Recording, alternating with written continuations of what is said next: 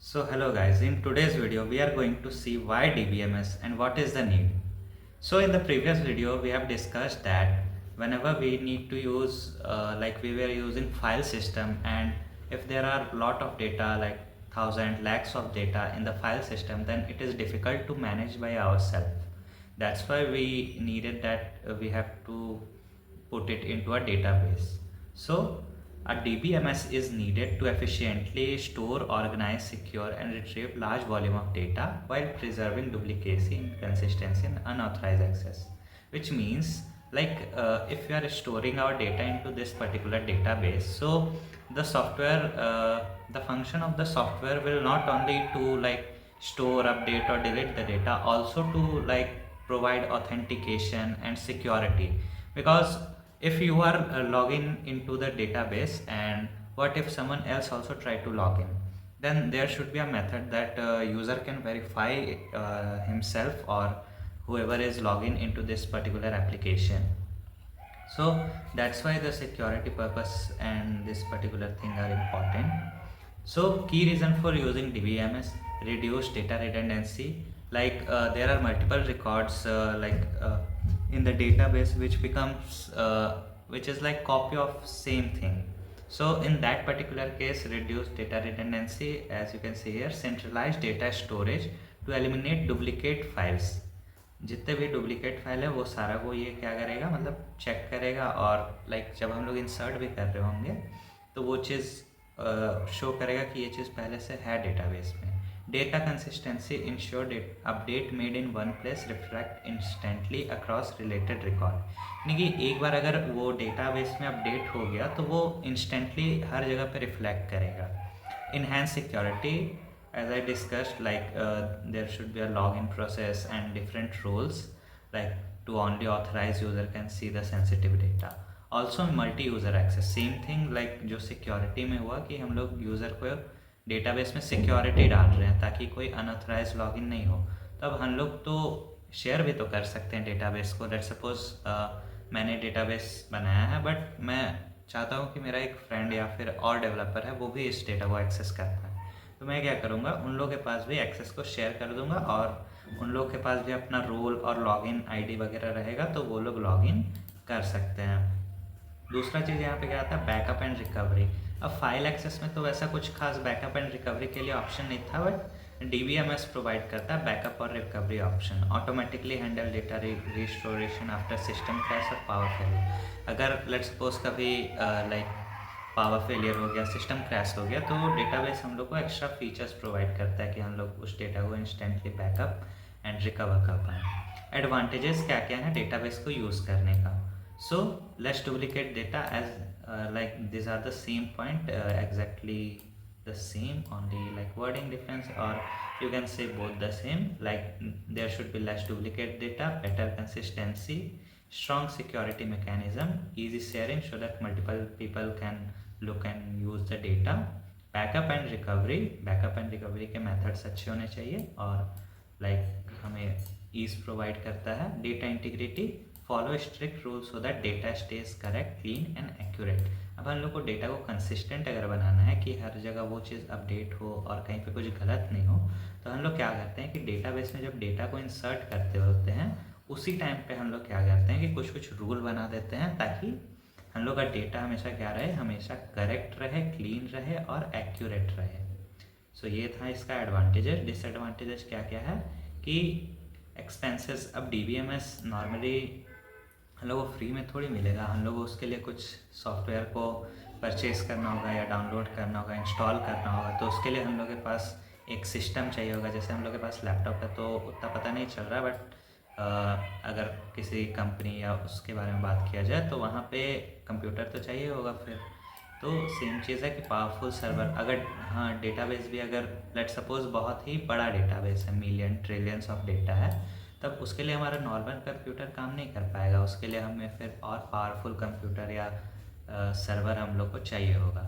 So faster storage devices cost a lot of money. Second चीज़ है trained staff. अब let suppose database में जो इंसर्ट एंड अपडेट ये सारी चीज़ें हो रही है, अब ये सब करने के लिए भी तो कोई स्टाफ चाहिए.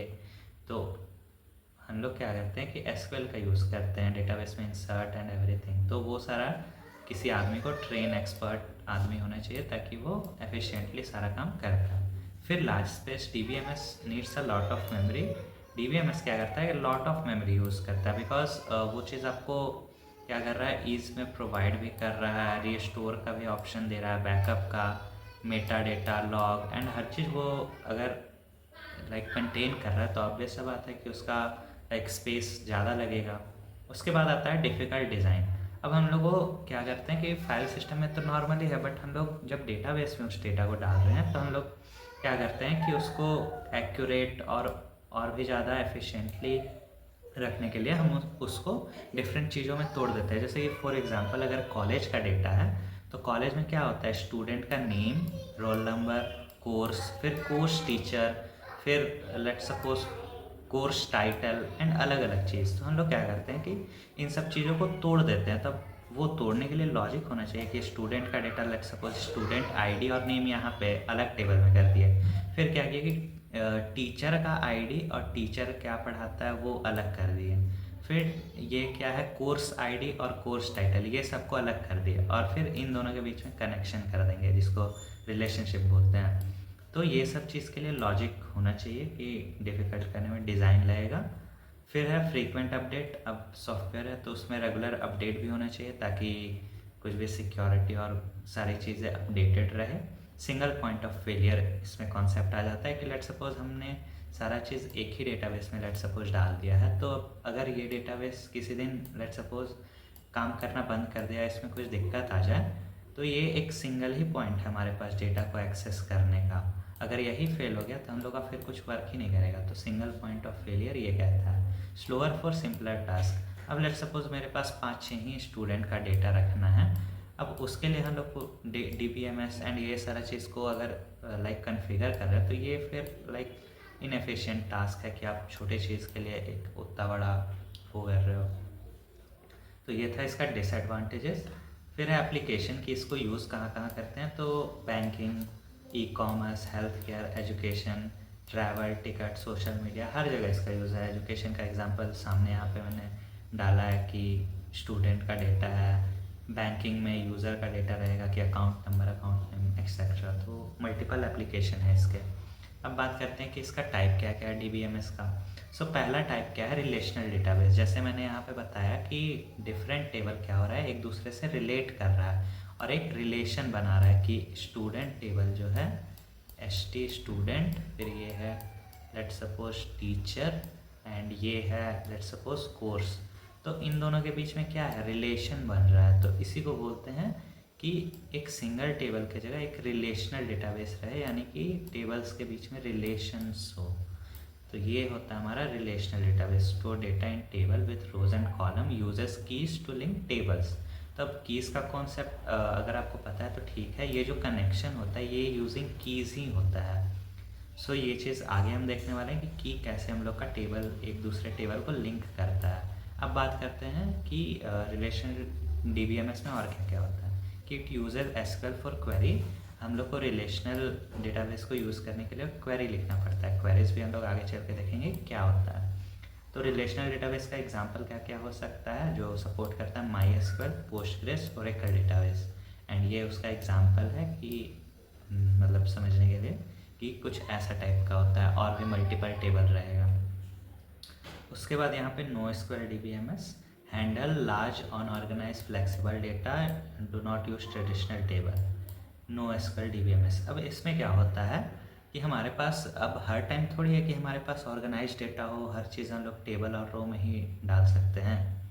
अब अगर लेट सपोज इस डेटा की जगह हमारे पास मैसेज रहता कि पुष्कर लेट सपोज यहाँ से हाय भेजा, अब उधर से आया है लेट सपोज हेलो, फिर इधर से कुछ गया, तो ये तो टेबल में रखना इनएफिशिएंट है। तो ऐसे डेटा के लिए हम लोग क्या करते हैं, ये तो अनऑर्गेनाइज और चैट में तो हमारे पास लाखों डेटा होता है ऐसा, तो इन सब के लिए क्या करते हैं हम लोग अनस्ट्रक्चर्ड डेटा यूज़ करते हैं या फिर NoSQL DBMS। इसमें कुछ नहीं, सारा चीज़ की वैल्यू के पेयर में होता है। पुष्कर P:, और यहाँ पे उसका वैल्यू ये होता है की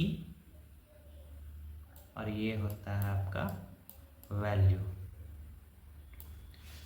तो यहाँ पे भी एक डायग्राम दिया हुआ है कि कैसे ये चीज़ है। तो यहाँ पे हमारा की है और वैल्यू की जगह डॉक्यूमेंट या वैल्यू ही बोलते हैं। तो ये है की वैल्यू की, ये इसका की है और उसके कॉरस्पॉन्डिंग ये डेटा स्टोर है डेटाबेस में। और एग्जाम्पल कि क्या क्या इसमें होता है, मोंगोडीबी है, कैसेंड्रा है जो कि सेम माइस्क्वेल की तरह लाइक एप्लीकेशन है जो कि प्रोवाइड करता है NoSQL DBMS। अब बात करते हैं हेरारिकल DBMS क्या होता है। हेरारिकल मीन्स कि ये एक हेरारकी में होगा। जैसे कॉलेज एक बिग लाइक बहुत बड़ा डेटा है और बहुत बड़ा चीज़ है, बट उसके अंदर क्या होता है, अलग अलग डिपार्टमेंट होता है, अलग अलग बिल्डिंग होता है। तब उस बिल्डिंग उस डिपार्टमेंट के अकॉर्डिंग एक अलग डेटा होगा।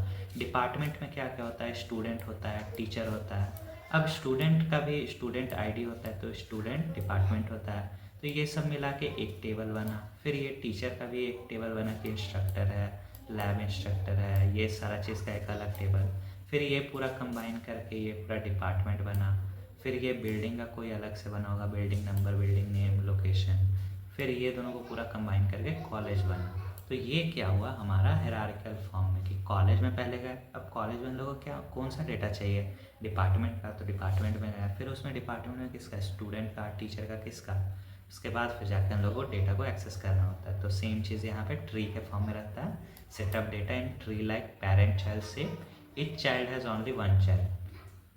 ये क्या कहता है, हेरारिकल में एक चीज़ सबसे इंपॉर्टेंट है, each child has only one parent. जैसे यहाँ पे दिख रहा है कि बिल्डिंग का एक ही पेरेंट है कॉलेज, और कोई नहीं हो सकता है। बट अगर ये चीज़ हम लोग आगे चले नेटवर्क DBMS में, तो ये ग्राफ जैसा होता है कि एक डिपार्टमेंट का लेट सपोज यहाँ पे जो प्रोजेक्ट असाइन है, डिपार्टमेंट सी पे 2 प्रोजेक्ट भी असाइन है और 1 प्रोजेक्ट भी असाइन है। सेम फॉर डिपार्टमेंट बी, ये प्रोजेक्ट 2 भी असाइन है और 1 भी असाइन है। तो ये हुआ कि मल्टीपल जो है पेरेंट एक चाइल्ड को पॉइंट कर रहा है। तो it look like a graph allow child to have more than one parent, better for many to many relationship, integrated data store। फिर ऑब्जेक्ट ओरिएंटेड DBMS क्या है कि ये सब कॉन्सेप्ट ज़्यादा क्लियर होगा जब ऑब्जेक्ट ओरिएंटेड का कॉन्सेप्ट आता होगा और थोड़ा बहुत कोडिंग का नॉलेज होगा। तो यहाँ पे क्या हो रहा है कि ये पर्सन जो क्लास या टेबल बन रहा है, इसमें क्या हो रहा है कि ये सब कैरेक्टर जो है, कैरेक्टर एक अलग डेटा टाइप है, बट यहाँ पे जो एम्प्लॉयर यूज़ हुआ है ये डिफरेंट डेटा टाइप है और ये खुद में एक टेबल है। तो ये चीज़ यहाँ पे बोलता है कि ऑब्जेक्ट ओरिएंटेड में ऐसा होता है कि ये ऑब्जेक्ट लेके अपना अलग से डेटा रख रहा है। फिर यही सेम चीज़ है कि डिफरेंट ऑब्जेक्ट भी हो सकता है, तो उसका सेम ऐसे मल्टीपल जो है। सो ये था हमारा आज के लिए advantages, disadvantages and type of DBMS। बाकी नेक्स्ट वीडियो में देखते हैं और क्या क्या बचा है। And thank you for